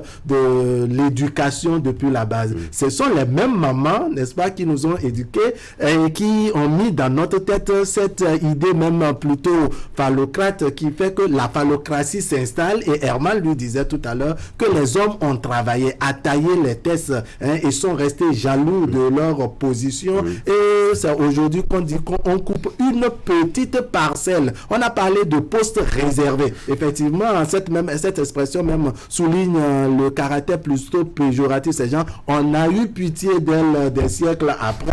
Donc aujourd'hui, il faut voir un peu. Oui, aujourd'hui, il faut voir un peu. Et vous allez constater que beaucoup d'efforts se font, n'est-ce pas, à travers même ce régime en exercice, de manière à ce que la femme puisse occuper les instances de prise de décision. Je vous écoute, j'ai senti une réaction. Oui, moi je voudrais dire que nous sommes dans une société patriarcale où, comme on le dit enfant, l'idée qui prône c'est nous précis, c'est nous glébénou. Et ça a tellement pris le dessus dans tous les milieux socio-culturels et dans tous les démembrements de la société, à telle enseigne que la femme elle-même, il faut le dire, il faut le reconnaître, a peur de s'engager. Et lorsque Herman parlait tout à l'heure de clivage, ce n'est pas pour... c'est pas pour le... Comment je vais dire? C'est pas pour l'appuyer, hein, mais c'est pour qu'on puisse se dire ici la vérité et voir ensemble comment est-ce qu'il faut accompagner les femmes ou les amener vraiment à non seulement entrer en politique et s'y épanouir, parce que c'est deux choses différentes. Les clivages dont on parle aujourd'hui, il y a le fort taux d'analphabétisme. Il y a le manque de moyens financiers qui fait que la femme se dit, je n'ai pas les moyens, je n'ai pas un grand niveau et tout ça, je rentre en politique, qu'est-ce que je vais devenir, qu'est-ce que je vais pouvoir apporter à un parti politique, par exemple, auquel j'appartiendrai et tout ça. Donc, c'est de petits éléments qui font que, aujourd'hui, quand je parle d'accompagnement, je me dis, la femme a besoin d'être sensibilisée, accompagnée. J'en profite pour faire un clin d'œil à cet organisme international qui a créé un creuset. Engageons-nous pour plus de femmes en politique au Maroc et au Bénin. Je suis le point focal du parti Moël Bénin au sein de ce creuset-là. Et qui amène les femmes de temps en temps, nous, femmes leaders, puisque c'est nous qui avons la chance d'être en contact avec ces gens-là, à comprendre comment est-ce qu'il faut retourner à la base pour amener maintenant les femmes à intégrer la politique et à s'y épanouir. Parce qu'aujourd'hui, il faut le dire, le taux d'appartenance de la femme dans le milieu décisionnel dirigeant, c'est que de 8,40 et quelques %. Donc les efforts doivent se faire forcément. Il y a beaucoup d'efforts. Je pense d'efforts. que c'est ce que vous êtes en train de faire en militant. Oui, nous, Madame Emma et moi, et toutes les autres femmes qui ont la chance aujourd'hui de se retrouver dans des milieux quand même décisionnels politiques, nous allons faire notre plaidoyer. Ça date des années, hein. Ça fait des décennies déjà. Oui, quand on parle de plaidoyer. Aujourd'hui, nous avons la chance d'avoir un régime gouvernement qui nous écoute. Et qui vous accompagne. Je vous assure que c'est une chance pour nous. Parce qu'avec l'avènement de l'Institut national de la femme, qui par le passé, en 2009, je crois que c'était l'Institut national pour la promotion de la femme, c'était un creuset de réflexion. Mais aujourd'hui, c'est un organisme qui est suffisamment outillé pour apporter à la femme soutien, épanouissement et tout. Et donc, moi, je pense qu'il y a beaucoup à faire. Mais il y a de l'existant aussi. Il ne faut pas fermer les yeux dessus et continuer à nous écraser au nom de la phallocratie. Il fallait que je rebondisse un peu sur ce que Ahab avait dit tout à l'heure. Si je quitte ici sans appuyer sur la sonnette d'alarme relative aux soi-disant places réservées aux femmes, je rentrerai au boulot un peu déçu de moi. Il ne faudrait pas que cette histoire ou bien cette gentillesse que nous a accordée le chef de l'État en nous faisant cette discrimination politique, qui n'est carrément pas de la pitié, s'il vous plaît, mais qui n'est qu'une justice faite aux efforts des femmes jusque-là. Puisqu'on a beau tourner, on est monté, on est descendu, mais rien à faire. Il fallait quand même appuyer sur un certain verrou pour faire justice à nos combativités. Il fallait que je précise que ce ne soit pas une occasion future aux chefs, aux leaders politiques pour masculiniser les listes électorales en 2023. Parce qu'on se connaît suffisamment. Il ne faudra pas que ces 24 places, je crois, soient un prétexte pour ne pas positionner toutes les femmes qui sont dans les circonscriptions électorales. Ce serait vraiment... Parce que vous pensez qu'on peut aller au-delà des 24 femmes. Mais bien sûr, en plus des 24 places, d'office réservées en griffe, tel que vous le dites si bien, il faudrait qu'ils se donnent la peine de positionner véritablement les leaders qui sont en force dans les différentes circonscriptions électorales, qui ne nous donnent pas juste 24 places et qu'ils rendent toutes les autres places, qu'ils positionnent à toutes les autres places les hommes. Alors pourquoi vous ne faites pas le plaidoyer de manière à ce que, n'est-ce pas, vous-même, vous soyez associés, n'est-ce pas, au positionnement. Nous ne dormons pas, nous ne les laissons pas. Et cette fois-ci, encore, ce sera pour nous l'occasion de faire un marquage à la culotte. Je suis désolée si je ne rends pas compte les leaders politiques. Mais nous ne dormirons plus, nous ne nous tairons plus. Les autres fois, on a fait l'expérience et eux, ils ont fait comme ils l'entendaient. Ils n'ont pas voulu faire les choses correctement. Moi, j'ai été positionnée 5e suppléante. Je n'étais pas contente, mais j'étais obligée de... Vous étiez 5e et suppléante en plus. Mais bien sûr, c'est vrai que... L'essentiel est d'être sur la liste, non? Non, mais pas du tout. Ça ne sert à rien de décorer des femmes, de décorer la liste électorale avec des places fantaisistes. Non, nous ne voulons pas ça. Nous voulons des places sur la liste électorale qui nous donneront la possibilité de faire ce pourquoi nous sommes arrivés en politique, c'est-à-dire servir la communauté. Nous ne voulons pas être des ornements sur la liste électorale, s'il vous plaît. Vous convenez avec moi que le débat pour le positionnement des femmes sur les différentes listes ne se fera pas en plateau. Il faut que les femmes puissent travailler à veiller.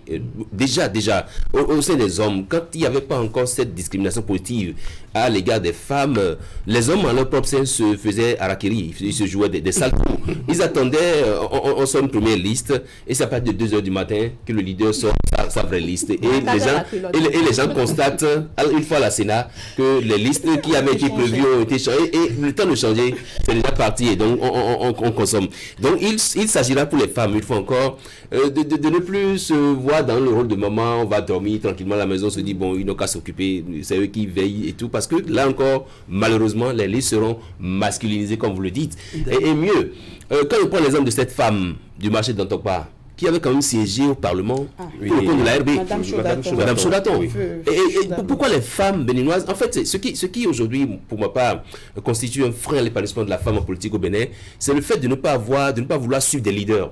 On a connu dans ce pays une certaine Karim Rafiatou, cette femme leader. Aujourd'hui, les femmes béninoises, les jeunes femmes béninoises manquent de leaders, manquent d'exemples. Il faut pouvoir suivre des exemples et se dire, je veux ressembler à cette femme qui a siégé au Parlement. Je veux ressembler à Rosine Vieira-Soglo, de mémoire, celle-là qui a siégé au Parlement et qui, malgré tout et tout, siéger au Parlement. C'est-à-dire que vous avez beau tourner la terre, ramener le Cotonou dans Parakou, la Russie à s'affirmer. Pourquoi les femmes béninoises ne veulent pas faire ça et attendre qu'on leur donne tout? Je dis le gâteau, la levée,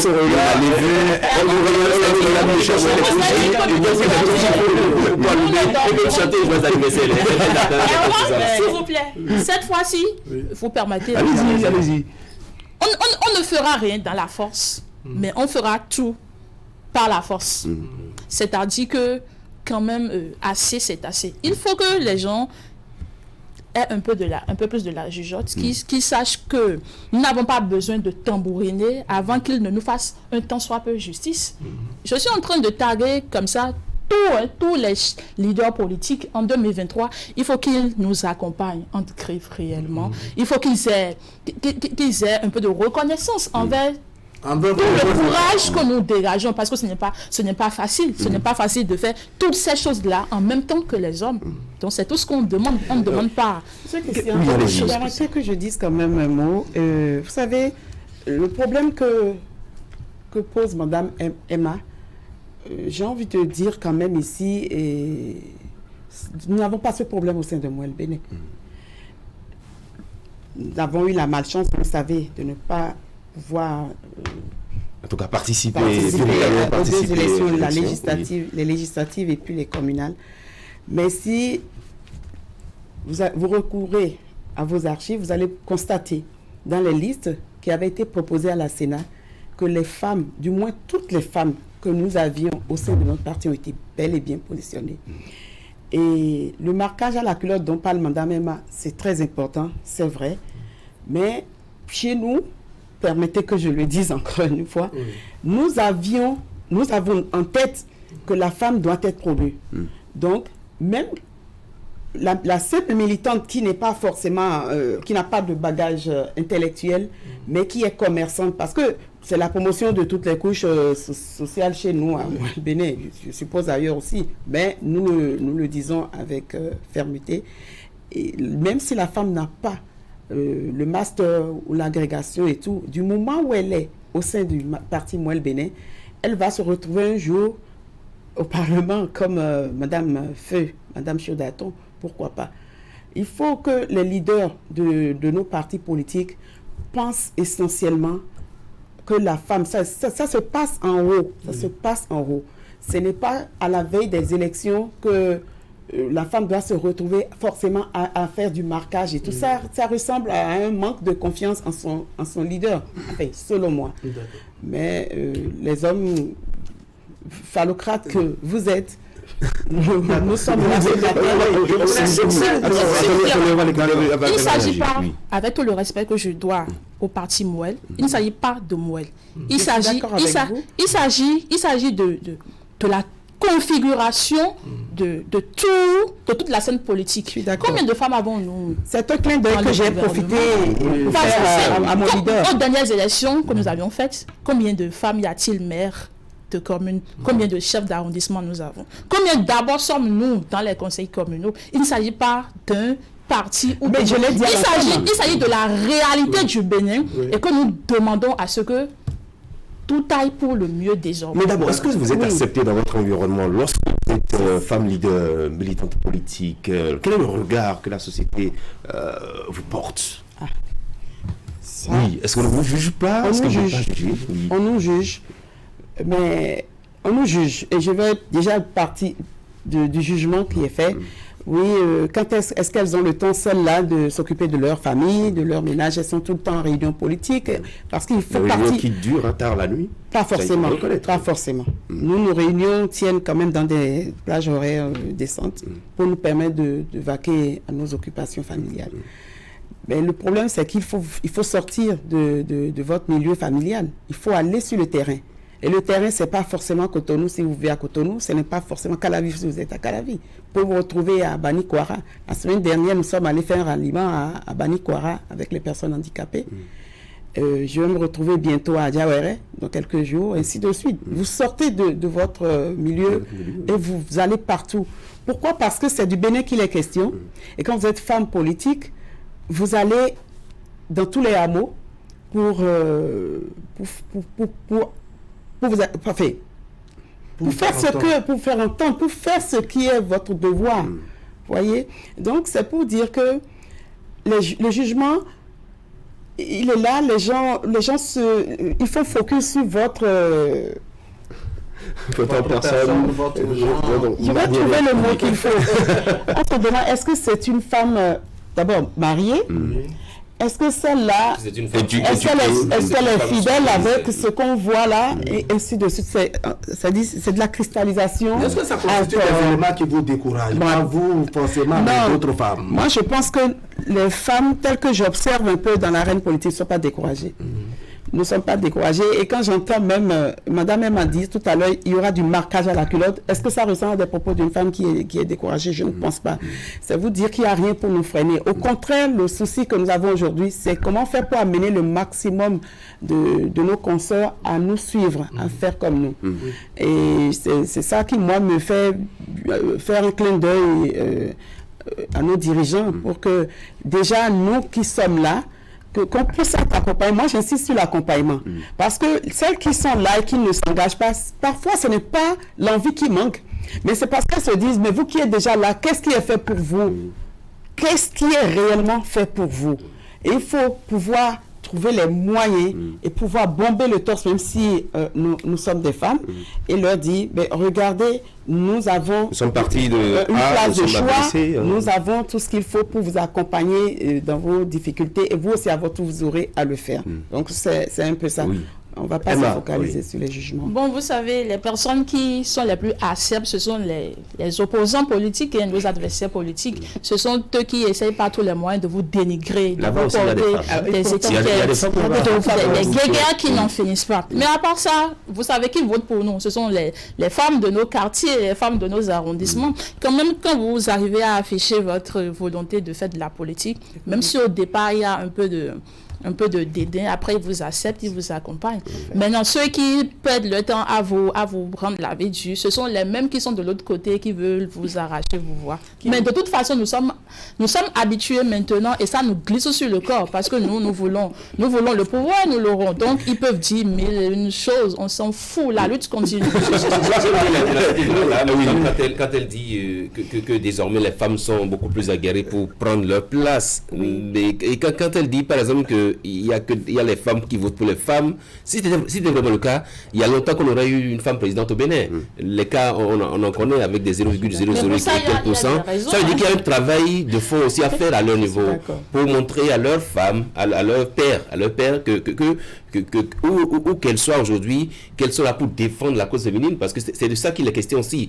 Vous avez des femmes, un peu comme, je crois que la crainte aussi des femmes militantes, c'est de voir leur leader, leur femme leader émerger, occuper des postes à certains postes et après les oublier, parce que justement une fois qu'on a atteint le niveau qu'on veut, on pense que la terre n'est plus ronde, elle est barrée ou elle est trapézoïdale. C'est que la phallocratie, n'est-ce pas, dont on parle, traduit aussi une certaine solidarité des hommes. Mais au niveau des femmes, malheureusement, ce n'est pas le cas. Pourquoi il y a, n'est-ce pas, ce manque de solidarité? Parce que Herman disait que les hommes ont travaillé à tailler les tests et à se montrer jaloux, je dirais, de leur position actuelle, n'est-ce pas? Pourquoi les femmes ne témoignent pas leur solidarité, n'est-ce pas, à leurs congénères, de manière à ce que on puisse avoir des femmes qui occupent les instances de prise de décision? Parce que quand on va au vote, les statistiques sont claires jusqu'à présent. L'effectif des femmes dépasse celui des hommes. Le taux au Bénin, on nous dit que nous sommes à 52, et quelques pourcents de femmes, même en âge de voter. Quand vous prenez la liste de Cos-Lépi en son temps, vous allez voir qu'il y a plus de femmes en âge de voter que d'hommes sur cette liste. Pourquoi alors les femmes ne vont pas témoigner, je dirais, leur reconnaissance aux autres femmes comme elles qui souhaitent occuper des instances de prise de décision? Est-ce qu'à ce niveau le problème se pose, n'est-ce pas, dans le rang des hommes ou bien au niveau des femmes? S'il vous plaît, reconnaissons une chose. Longtemps, l'éducation en a été pour beaucoup. Vous savez, et il faut aussi reconnaître que les anciens politiciens ont instrumentalisé l'analphabétisme des dames. Puisqu'auparavant, ce n'était pas d'office acquis que d'autres femmes acceptent qu'il y ait des dames présidentes de République, qu'il y ait des dames députées, ministres. Pour elles, selon l'éducation formelle que nous avons reçue, c'était que les femmes sont les dames de cuisine, celles qui doivent s'occuper et faire tout le temps des bébés, des femmes qui doivent même pas aller, des femmes qui ne doivent même pas aller à l'école, limite. Mais aujourd'hui, je vais oser dire que la malédiction a été renversée. Aujourd'hui, nous sommes une nouvelle génération et nous avons compris qu'il faut qu'on reste soudés pour porter nos idéaux loin. Aujourd'hui, on ne pourra plus instrumentaliser les dames. Vous êtes réveillés. Depuis. La jument de la 6e, on l'appelle. Oui. Moi, je dis, le problème du manque de soutien de la femme à la femme, c'est vrai que pendant longtemps, ça a pesé. La femme fait plus de 52% de la population. Et si rien que les femmes vont voter, vous imaginez ce que ça va être pour une femme. Et les mentalités sont en train de... J'ai espoir que les mentalités sont en train de changer et qu'elles doivent changer. Mais pour qu'on y arrive, il faut que nous-mêmes, femmes, surtout nous, femmes leaders aujourd'hui, qu'on puisse travailler à ça. C'est très, très important. C'est de travailler à la base, amener les femmes, nos consoeurs à la base, à avoir confiance en nous. Merci. Surtout ça. Et le reste, je pense que ça va suivre. Parce que les hommes aussi jouent un peu du divisé pour régner. Hein. Ça, il ne faut pas... Je pense que nous sommes pratiquement au bout de nos échanges. Vous allez répondre à ma question. Les femmes en politique, est-ce un véritable univers d'émancipation pour vous? Moi, je suis très épanouie en politique. Ça, je ne vous le cache pas. Et qu'est-ce qui fait que je suis épanouie? C'est que je suis bien encadrée. On m'a accordé une place de responsabilité qui me permet de m'affirmer. Parce que c'est ça, c'est le plus important. Je ne me sens pas piétinée, je ne piétine pas non plus, mais j'aime au moins dire, quand je le dis, je suis écoutée, je suis suivie. C'est ça la force même de mon épanouissement. Et au profit de votre communauté? Au profit de ma communauté, oui, c'est clair que je dois apporter forcément quelque chose à ma communauté. Et si vous vous retrouvez à une échelle où les autres sont en bas et vous regardent, vous devez leur montrer que là où vous vous trouvez, c'est agréable et qu'eux aussi doivent faire en sorte de vous suivre et de se retrouver un jour. Donc, la femme doit être très épanouie, quel que soit le milieu où elle se trouve, que ce soit en famille, au boulot, en politique, n'importe où. Et beaucoup plus en politique pour le bien de la nation. Parce que je continue de le dire, la femme, elle est créatrice de l'humanité et donc elle est la source de l'épanouissement de toute la société. Oui, Emma. Épanouie, mais très à l'aise, hein, très très à l'aise. D'abord, c'est une question de passion. Et qu'on dépose de responsabilité ou pas, on reste là-dedans et on va faire notre chemin dedans. C'est ce en quoi moi je crois. Et le sentier n'est pas de la joie, c'est beaucoup de frustration parfois, c'est beaucoup de lutte, beaucoup de découragement aussi parfois. Mais toujours est-il que le bout du tunnel approche et on aura de la lumière. Toutes dernières questions à Emma Guelga, n'est-ce pas que je sens quelque peu révolutionnaire à travers cette un peu métallique même par moment. Comment ça se passe au niveau de la coordination de l'OJB Atlantique? Non, s'il vous plaît, mon parti, c'est un parti formidable. Oui. On se tient les avec les collaborateurs avec dans la coordination. On travaille. Votre rôle, on a même une activité ça se passe? Le samedi prochain à laquelle je vous invite à Ouida. On travaille avec beaucoup de tolérance les uns avec les autres. C'est pas fort. Tout ce que je dis ici, ça n'a rien à voir avec mon parti. Mon parti, c'est de la joie, le parti des femmes et des jeunes. Mais ce que je dis, c'est plutôt une généralisation de la vie politique au Bénin. Et les collaborateurs, les masculins notamment, acceptent que la poule occupe cette place. Non, je ne suis pas. Pendant longtemps, je ne suis pas une jument dictatrice. Je fais avec tout le monde et ils sont un grand soutien puisque la belle preuve, ce sont eux qui m'ont mise là. Donc c'est avec une collaboration franche. En attendant en 2023, eh bien, on va vous retrouver une fois encore. En tout cas, toutes les fois, on aura besoin de vous pour nous parler un peu de votre vision, de ce que vous prévoyez avant 2023 pour véritablement vous affirmer et occuper les premières places sur les listes électorales. Amen. Oui. Amen. Je pense que les hommes sont là, ils sont à l'écoute, ils ont compris qu'à un moment donné, il faut demander à la femme d'aller préparer. Et qu'elle va préparer. est déjà fignolé avant qu'elle revienne de sa cuisine. Merci beaucoup, merci chère dame Marie-Noël Paraïso, deuxième vice-présidente du parti Moël Bénin, qui a rappelé qu'elle est dans un groupe formidable, un parti véritablement formidable où tout se passe normalement bien, où la femme est écoutée. Et Emma Gaga également, la jument de la 6e, coordonnatrice au JBR, organe de la jeunesse du bloc républicain au niveau du département de l'Atlantique. Merci d'avoir accepté notre invitation. Très bonne journée du lundi et bonne semaine de travail, chers messieurs. Bonne journée. On va faire le point de l'actualité au cours de la semaine écoulée. C'est dans une semaine au Bénin, réalisé par Idrissou Boukari.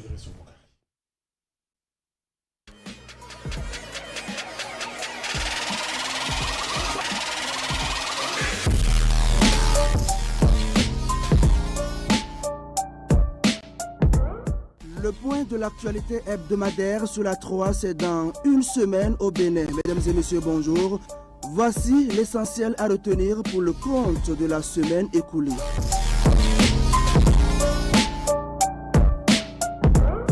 Le gouvernement du Bénin a lancé mardi à Abomey-Calavi la campagne accélérée de vaccination contre le Covid-19.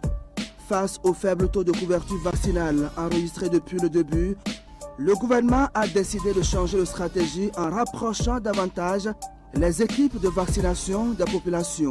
Pour Ablay Biochane, les vaccins contre le Covid utilisés au Bénin sont sûrs et efficaces. L'efficacité et la sécurité des vaccins sont des priorités pour le gouvernement, a-t-il précisé, tout en rappelant que cette vaccination est gratuite et destinée à toute la population âgée de 12 ans et plus. Pour cette campagne, les postes de vaccination sont installés dans les écoles, les marchés, les places publiques, les lieux de culte et les villages les plus éloignés. La campagne de vaccination accélérée contre le Covid est prévue pour durer 60 jours.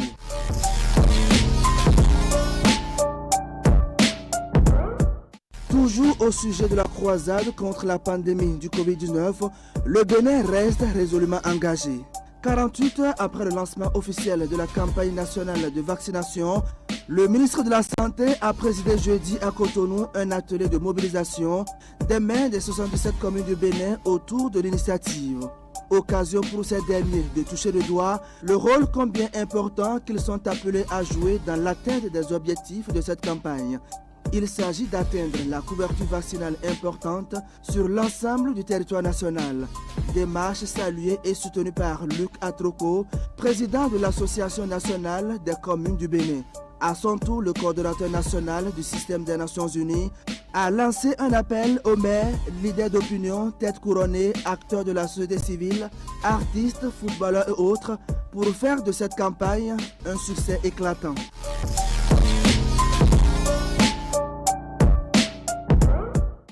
L'actualité de la semaine dernière, c'est aussi la sortie médiatique du Conseil de l'Ordre des avocats du Bénin en réplique au contenu du point de presse du procureur spécial près la Cour de répression des infractions économiques et de terrorisme relativement aux dénonciations faites par le barreau du Bénin.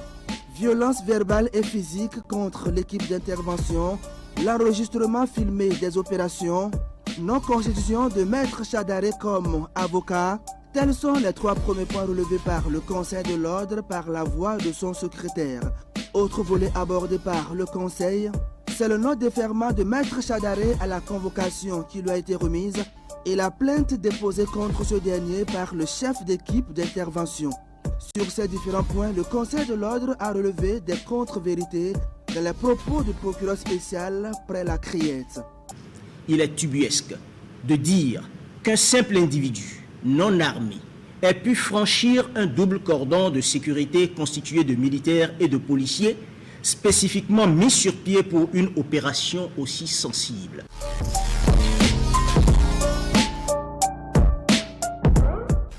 L'autorité régionale de la concurrence de la CEDEAO et le ministère de l'Industrie et du Commerce du Bénin ont organisé mardi un atelier de plaidoyer et de sensibilisation des parties prenantes du Bénin sur le cadre de la concurrence de la CEDEAO. Pendant 2 jours, la session a réuni les cadres de l'administration publique, des praticiens du droit, des représentants du secteur privé et de la société civile, notamment les associations de consommateurs. Objectif, permettre l'appropriation du cadre régional de la concurrence par les parties prenantes des États membres de la communauté.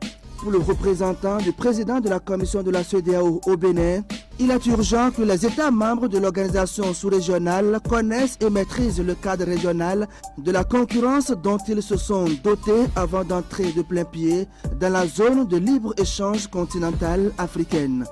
Le directeur de cabinet du ministre de l'Industrie et du Commerce a lancé les travaux.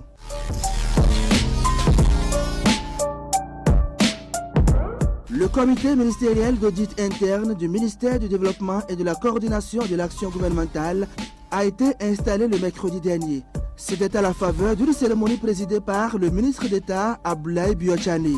Le comité a pour entre autres missions de définir la politique d'audit, de s'assurer de la qualité du dispositif de contrôle interne mis en place, d'approuver le programme annuel des contrôles soumis après au ministre pour approbation définitive, de veiller au suivi des actions décidées à l'issue de l'examen du programme et de faire l'assurance qualité de l'audit interne du ministère.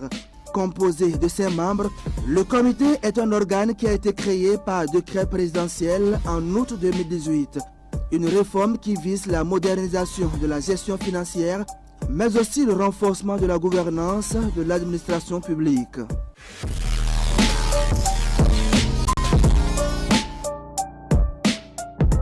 Les travaux du 20e concours d'agrégation des sciences juridiques, politiques, économiques et de gestion a pris fin jeudi par une note de satisfaction.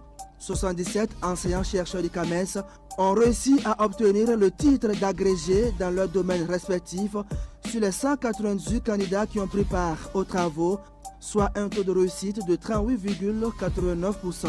Un taux en baisse par rapport à 2009 qui était de 41,54%. Les lauréats de cette 20e édition ont reçu les félicitations de la ministre de l'Enseignement supérieur et de la Recherche scientifique. C'était également l'occasion de distinguer plusieurs autres enseignants dans le rang de l'Ordre international des palmes académiques du Conseil africain et malgache pour l'enseignement supérieur.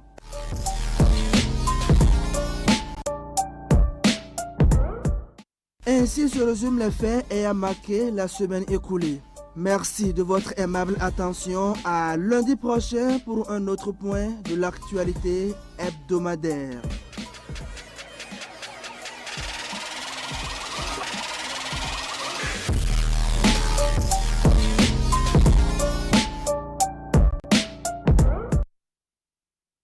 Voilà, c'était l'actu en 7 jours au Bénin avec Irissou Boukari. Et à présent, nous vous proposons de suivre la revue de presse avec Assiomo Kanyassiomo.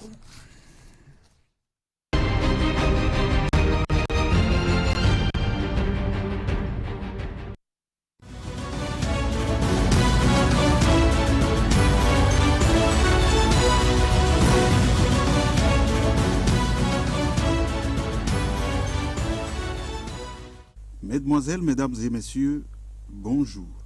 Dans sa publication du jour, Fraternité s'intéresse au délai limite de la conservation des cadavres à la morgue du Centre national hospitalier universitaire Hubert Koutoukou Maga pour rapporter que ces 21 jours de conservation, pas plus, au risque de ne plus avoir la dépouille de son parent pour l'inhumation. Le journal précise que pour l'instant c'est une décision exclusive à la morgue du plus grand hôpital du Bénin. Le journal estime que peut-être, bien que la décision du directeur général du CNHU-HKM pour limiter le délai est un déclic au sujet d'une généralisation. Tout compte fait, il dépendra de ce qu'en pensent les gouvernants. Fait observer la publication. Pour sa part, Bénin Intelligent renseigne que le but des états généraux du service de santé des forces armées béninoises qui se sont déroulés les 18 et 19 novembre est d'améliorer la qualité des soins apportés aux militaires, à leurs familles et aux populations. Le journal rapporte qu'au cours de ces états généraux, les séminaristes ont examiné tous les aspects de leur service qui vont mal, les aspects juridiques et institutionnels, procéder à la relecture des tests fondamentaux à la lumière des orientations données par les autorités politico-militaires. Dans l'actualité publiée par les parutions se trouve la zone économique spéciale de Glodibé où, selon Bénin Intelligent, Un groupe de chefs d'entreprise béninois en majorité a visité le vendredi 19 novembre le chantier de construction. Cette descente leur a permis de cerner les opportunités dans la zone et de voir de visu les travaux en cours. Le matinal informe dans sa parution qu'au sujet de la campagne accélérée de vaccination anti-Covid, que les maires et leaders religieux sont mis à contribution. L'autre quotidien explique que dans l'optique d'atteindre l'immunité collective après les 3 vagues de contamination et une 4e vague qui se pointe à l'horizon, le gouvernement du Bénin, avec l'appui des partenaires techniques et financiers, a lancé le mardi 16 novembre une campagne intensive de vaccination contre la pandémie. Pour la bonne marche de celle-ci, il a décidé d'échanger avec les maires des 77 communes et les leaders des congrégations religieuses qui ont pris l'engagement de travailler aux côtés du gouvernement afin que l'objectif envisagé concernant la couverture vaccinale au terme de la campagne soit atteint. L'autre vision rapporte le démantèlement d'un réseau de malfaiteurs à Zongo et renseigne que 16 motos du chanvre indien, un écran plasma, des pièces détachées de motos, 3 pistolets retrouvés et 21 personnes sont interpellées. Une action attribuée au commissaire Fiacre Benyanzin qui opte pour zéro insécurité à Cotonou. Selon le journal, l'opération a été fatale pour 3 d'entre les malfaiteurs.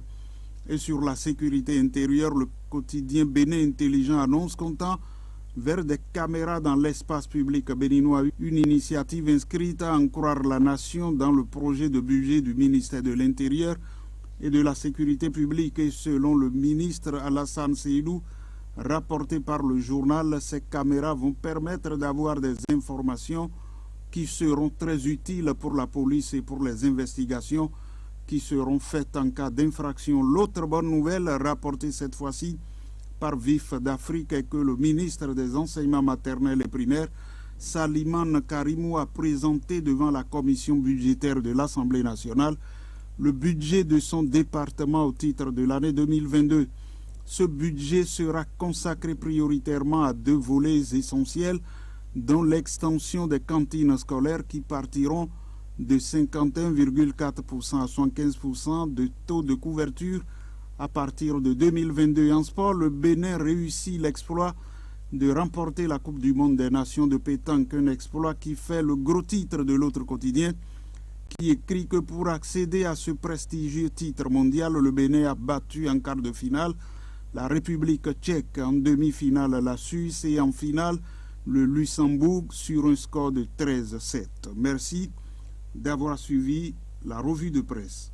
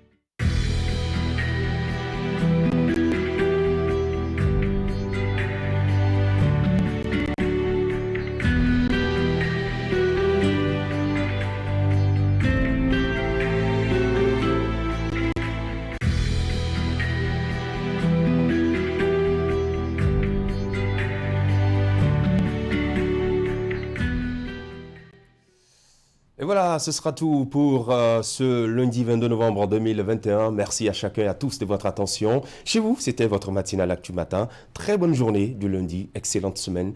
À chacun et à tous, on se retrouve demain à partir de 7h. D'ici là, portez-vous bien, gardez le sourire. Au revoir.